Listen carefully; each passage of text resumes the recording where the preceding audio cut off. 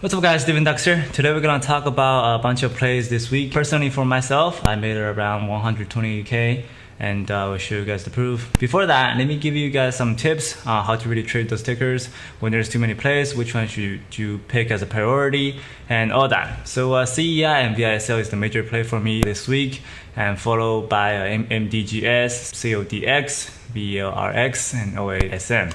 So let's start the least important of OASM. And when the market cap was this big, was anywhere around over 100 million, parabolic over 70% is likely to fail almost all the time. Because as I said in the previously, it's also included in the trading technique. If you want a stock to go over 100% on intraday, it's based on the market cap. Let's say 30 million market cap, it needs another 30 million money to inject into the stock to be able to make the stock spike over 100%.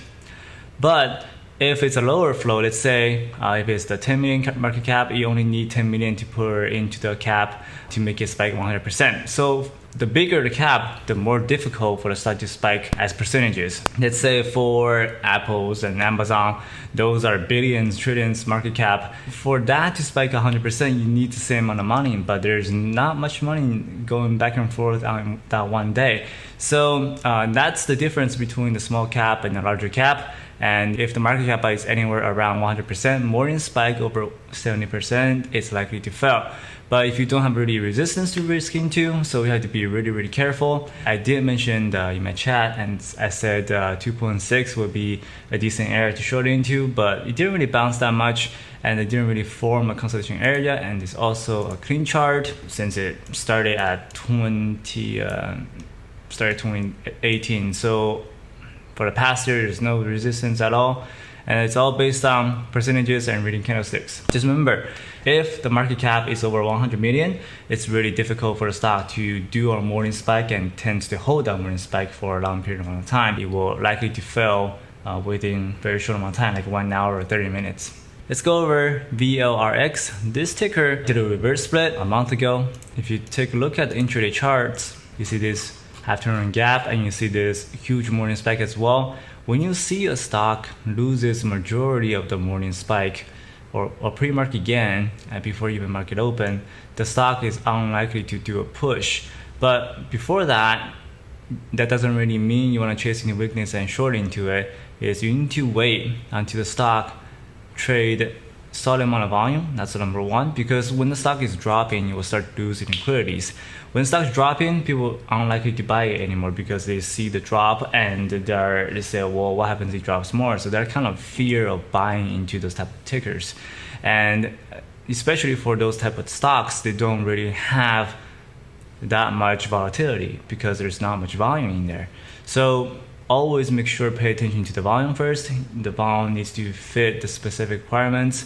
Intraday volume minimum is around 4 million, so make sure it needs to fit that criteria first. Then pick the correct candle, and whenever you want to short into like a morning spike into pre-market resistance.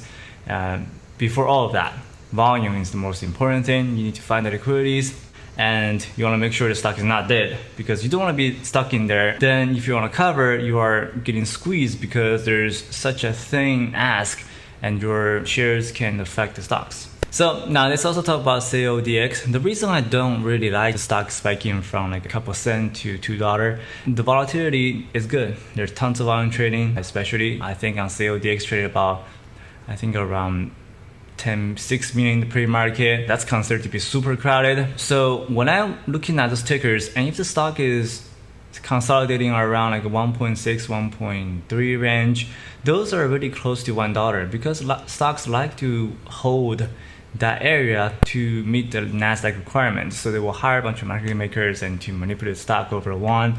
I think we saw one of the examples, NBY is one of the very good examples that stocks tends to hold $1 and squeeze all the way to 3 and spike that thousands of percent.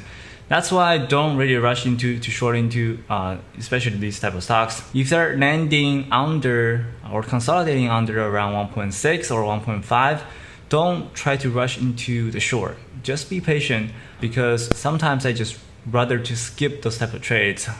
Low price stocks, First, you gotta pay more money to borrow shares. Second, you gotta buy more shares to meet your certain criteria. Let's say I wanna put $30,000 into this trade or $10,000 into this trade. If the stock is around $3, I need to buy 10,000 shares for 30,000 investment. Then if the stock is only $1, then I gotta buy 30,000 shares. Then I'm going to sell those 30,000 shares by the end of the day as a day trading execution. So you gotta pay 60,000 shares worth of money.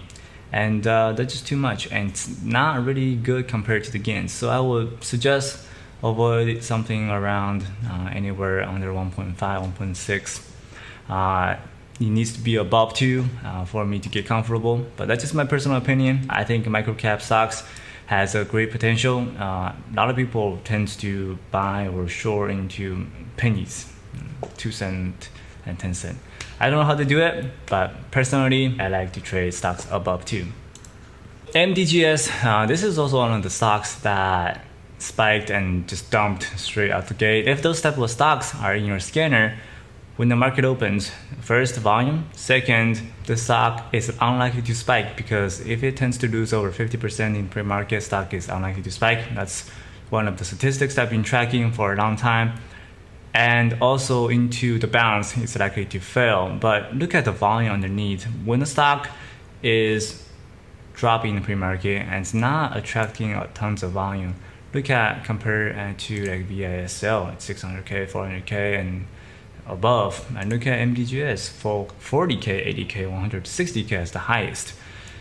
And those type of tickers you cannot really short into. The volume is too thin, and if you're going into like a relatively size, you are going to affect the market, and you're likely to go into squeeze yourself. So you don't want to do that, and you're also chasing into weaknesses. Once you see the stocks, volume is number 1 priority. Second, look at the chart. Either want to choose the bounce to short into, either want to choose the pre-market resistance to short into. I would prefer the pre-market resistance is around 4.45, but most of the times I'm likely to get there. So it depends on how you really manage your risk. That's my thoughts on MDGS. So now the 2 most important things are V ISL and CEI. CEI was a super low flow microcap, and I think I attempted to short in here. I covered last, I think around $400, and I didn't get really a chance to short into it because the stock is just straight grinding up and super parabolic. There's not really consolidating resistance. If you look at the downtrend in the after hour or pre-market, there's a consolidation resistance around 6. But if you're short into that, there's not actual volumes traded in the after hour or pre-market. On that day, I attempted to short into like 5.6, but the stock is already down 30%, 40%. It's not gonna drop more, so I avoided. And into this day bounce, and a lot of people short in the chat room. Congrats. And when the stock is doing SSR, just remember, if the stock doesn't really have a consolidation area, be really careful. If the stock is on SSR and squeezing shares, always wait for the consolidation, always wait for the major cracking, and short into a bounce. Much safer. Don't be somebody stupid and short into like 5.5. I know someone will be shorting 5.5 in my chat room, but there's not really heavy resistance in there. So when you want to size in, make sure size in small. Next time, wait for the crack. Much safer, better odds. If you shorted 5.5, congrats, you made this money, but in a long-term run, you will tend to lose money. Now, V ISL is the major play that I did a live trade in the webinar. The stock was consolidating in the 7s. Once it cracked that $7 area, I shorted into 6.2. Added when the 5 cracked down, and I held it 2 minutes before it closed. Made around $80,000. Then the stock did an offering the next day and dropped all the way to where it began. When I looked at the chart, I think on this day it was down 50%. I already got over it, because if I held overnight, I can make extra 40,000.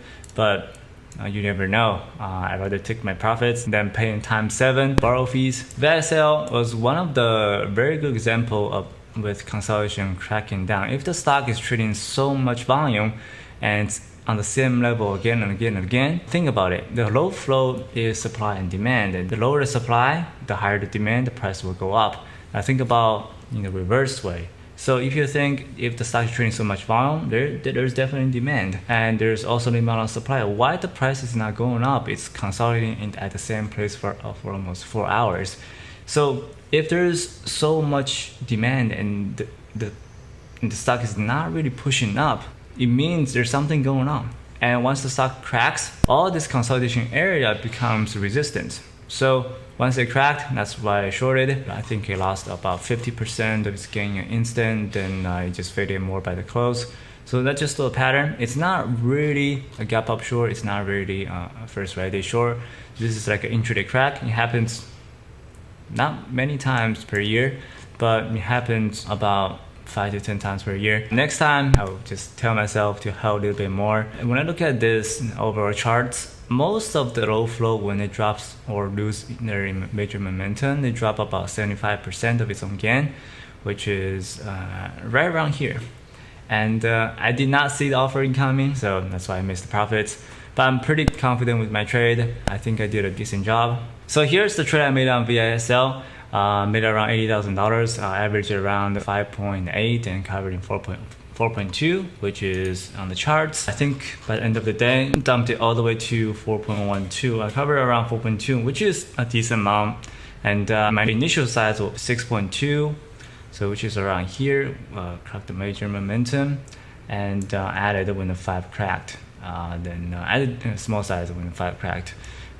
Total average 5.80, which is starting around here, and covered by the end of the day. So that's my trade on V ISL. Hopefully you guys enjoyed the recap, and we'll have a conference coming up. If you guys want to see me live trade, it's on August 17th, 18th, 19th. I will put a link below. You can click the link to register. And also, if you want to know about my strategies, Doc Center is also in the link as well. And that'll be it for the video this week. I hope you guys enjoyed your weekend, and I will see you guys next time.